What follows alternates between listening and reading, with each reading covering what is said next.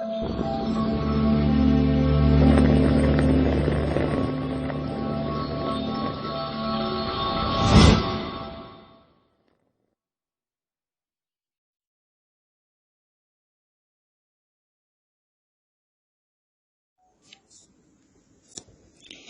عليكم ورحمة الله تعالى وبركاته. اليوم ان شاء الله غادي نشوفوا هذا البورتكلي. بالنسبه لهاد الحجيره انا ما لصقتهاش، ولكن كفكره يمكن لها تلصق هنا تعطي منظر حتى هي. نبداو ان شاء الله على بركه الله.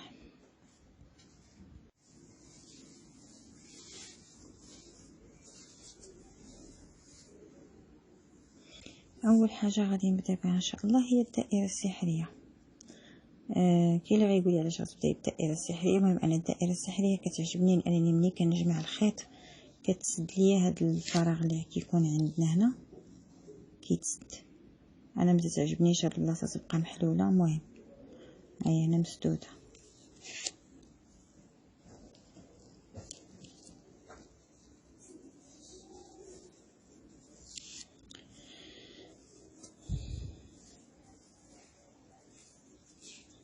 اول شيء غادي نخدم بسلسلتين.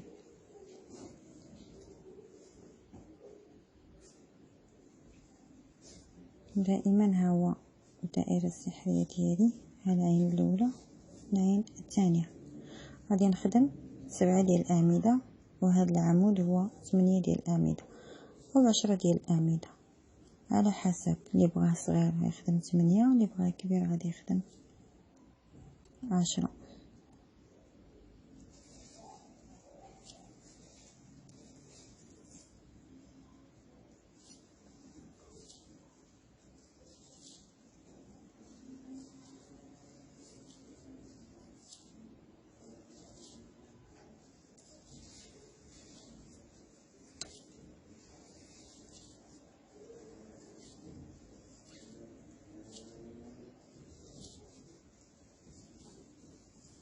ستة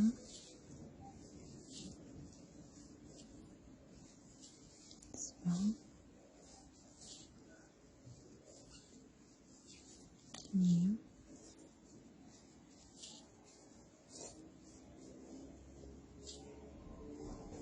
حوت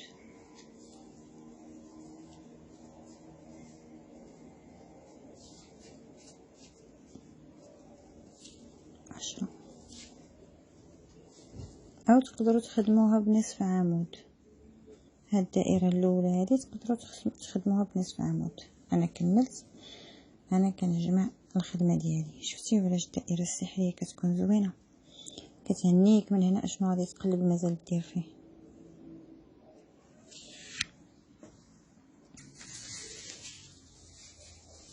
غادي نخلي السلسله الاولى الثانيه غادي السلسله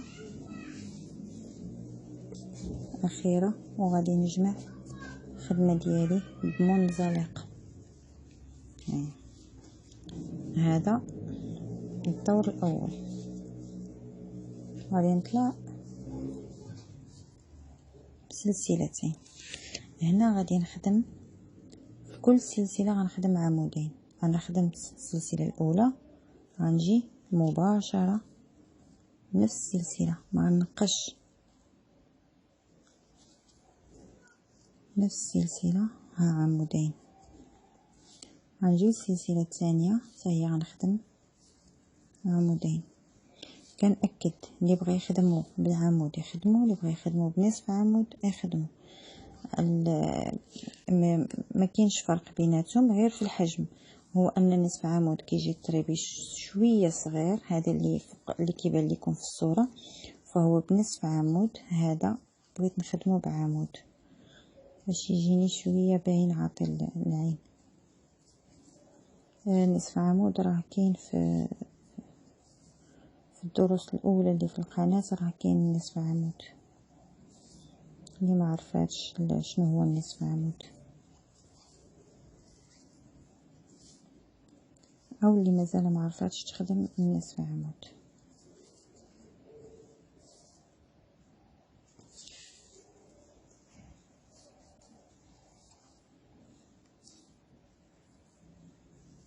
قلنا كل سلسلة كنخدم فيها عمودين، يعني في نفس المكان كنخدم عمودين.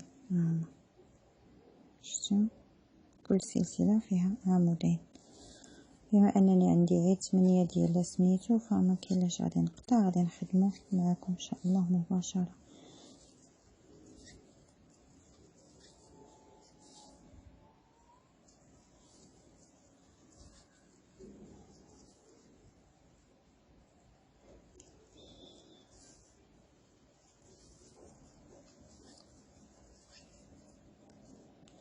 عندي 1 2 3 4 5 6 7 8.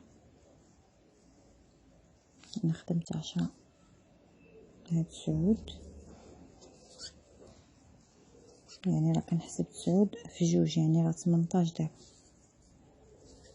لان كما قلنا كل سلسلة فيها عمودين. هنا السلسلة الاخيرة حتى هي غنخدم فيها باش يبقى عندي الحساب ديالي مزيان.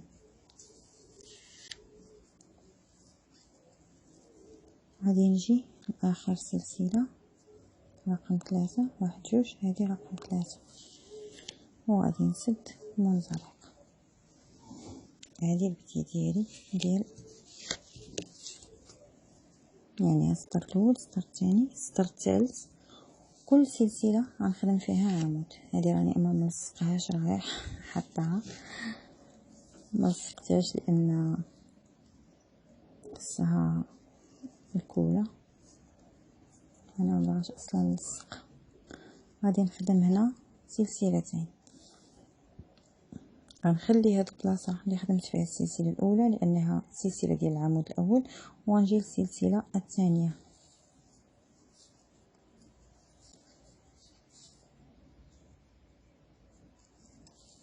هنا غادي نبقى كل عمود غنخدم فيه عمود، عفوا كل سلسله غنخدم فيها،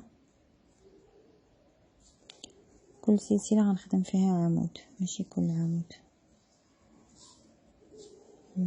او فوق كل عمود غنخدم عمود. هي الافضل كل سلسله غنخدم فيها عمود، انني كنخدم في السلسله ما تنخدمش في العمود.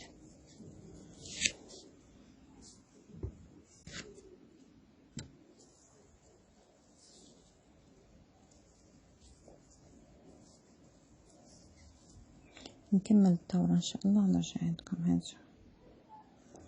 هنا جوج اعمدة في سلسلة، وهنا كل سلسلة فيها عمود. بالنسبة لهذا الخيط هذا اللي بقى ليا انا ما نتابعتش، انا كندفنو وسط الخدمة. دابا مني وصلت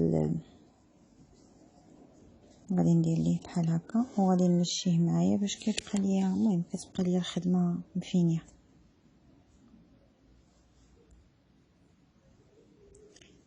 كنحاول ناخدو هنايا نقادو مع السطر ديالي، ها هو شفتي، ونحاول نخدم عليه.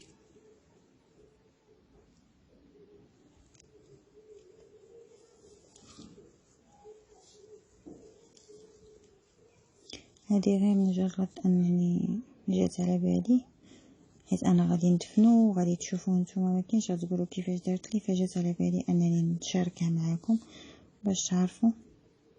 هي افضل حاجه ان الخدمه تبداوها من الاول نقيه، هكا ما ملي كتساليو صافي كتساليو خدمتكم، ما كتبقاوش تفكروا ديروا ليها الفينيسيون ولا تبقاو تقلبوا على البرا والخيط باش تنقيوها.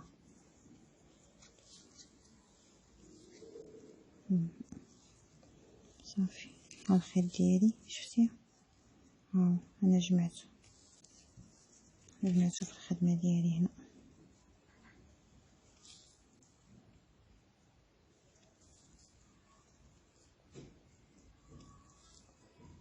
شويه معنكشه، ولكن ملي كيبقى الاخر ديالو، ولكن الافضل اننا نصبروا مع هاد التعنكيشه ونجمعوا الخيط لان الخدمه ديالنا تكون شنيفه. كما السطر ان شاء الله ورجع لكم. هنا وصلت للعين الاخرى، حاولوا انكم تخدموها، ما تخليوهاش، لان الا ما خدمتوهاش غتنقص لكم من الخدمه.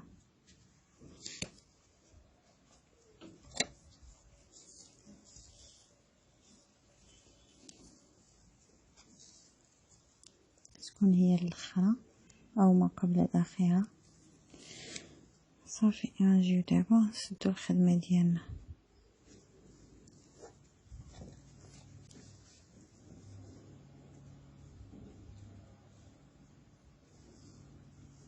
ها هو الشكل عندي الراس ديال الطربوش. دابا غنطلع بسلسله باش غادي نخدم نصف عمود.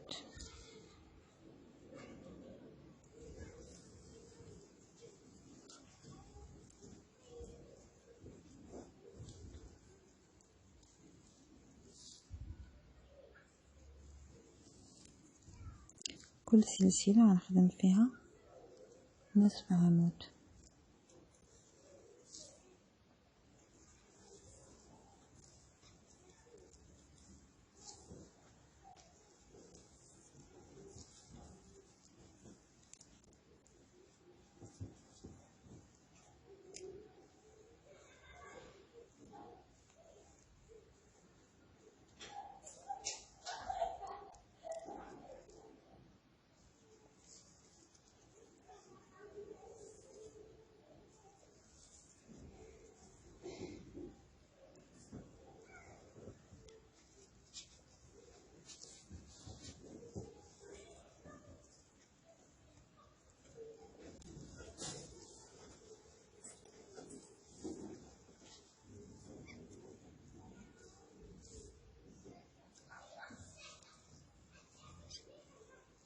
ان شاء الله نكمل الدورة ونرجع لكم. دابا جينا للسطر ما قبل الاخير، يعني قبل من هاد التشنيف هذا كاين واحد السطر ها هو لتحت، هو اللي غيعطينا هاد الدورة هادي اللي غادي تسطح لينا الطربوش ديالنا. هنا بعد ما سديت العمل ديالي غادي نخدم سلسلتين، ونفس السلسلة غادي نخدم فيها عمود.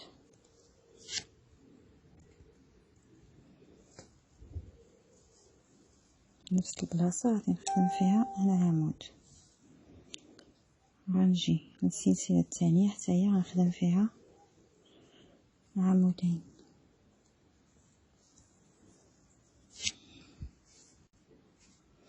قلنا كل سلسلة كنخدمو فيها عمودين. بدلت الكروشيه لان الاخر الراس ديالو واخا 3 ملم الراس ديالو غليظ.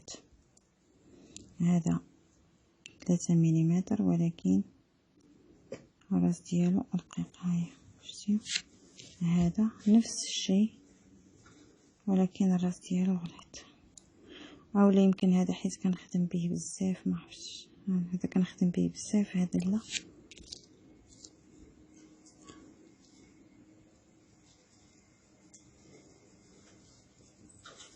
قلنا كل سلسلة غنخدمو فيها عمودين. نكمل ان شاء الله السطر ديالي ونرجع لكم.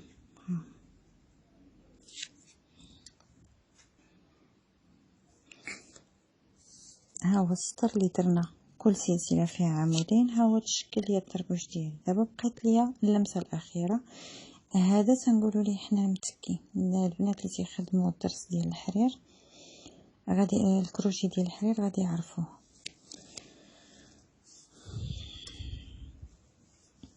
غادي نخدم السلسله الاولى، السلسله الثانيه، وغادي نجي فين كاين عندنا السلسله فهاد البلاصه هادي غادي نخدم 3 ديال الاعمده، والعمود ديال الاول هو الرابع،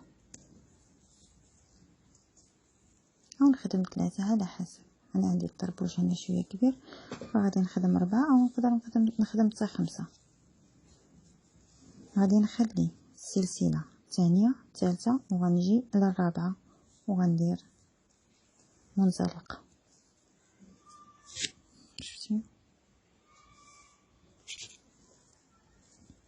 نفس الشيء سلسلتين.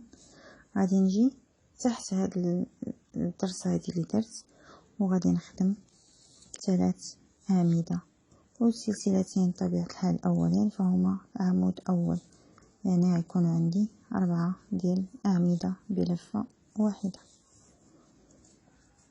هذه الرابعة. غادي نحسب نفس الشيء 1 2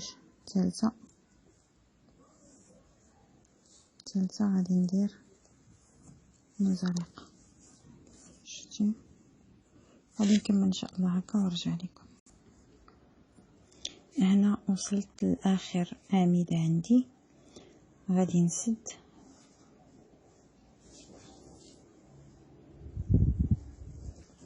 في العين في السلسلة اللي بديت منها، سد المنزلقة. هنا كملت الخدمة ديالي. ها هو الطربوش ديالي. اشنو اللي بقى ناقصني دابا؟ بقى ناقصني الزين ما درتش صراحه شي حاجه كثيره. خديت غير سلسله، غرزه السلسله صوبتها هنايا ها هي وجمعتها هنا على شكل ديال بابيون او فيونكه او فراشه شوف كيفاش غنسميوها. وخديت عاوتاني خويط هنايا، درت السلسله ها هي وسديتها هنايا صافي وعقدتها هنايا. هذه غتكون حامله للمفاتيح. هاي نخدمها ان شاء الله ونرجع. هنا باش نسدو العمل ديالنا دائما كنخدمو سلسله وعاد كنقطعو الخيط ديالنا.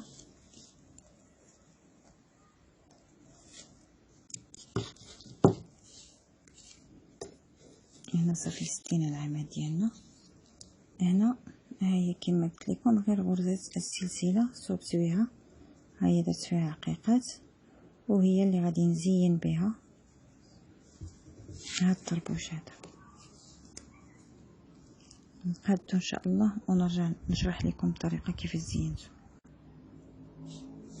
هنا صوبت سلسله اخرى اللي غتكون هي اللي غنديروا فيها الحلقه ديال المفاتيح او حامله المفاتيح.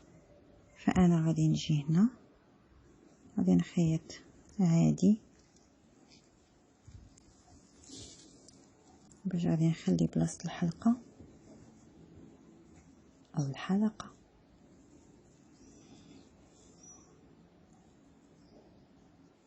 صافي غنثبت الخيط ديالي. هنا غادي نثبت الخيط ديالي، هذه غنخيطها مع هنا مع الطريبيش ديالي صافي وغادي نثبت هذيك البابيون ونرجع لكم ان شاء الله.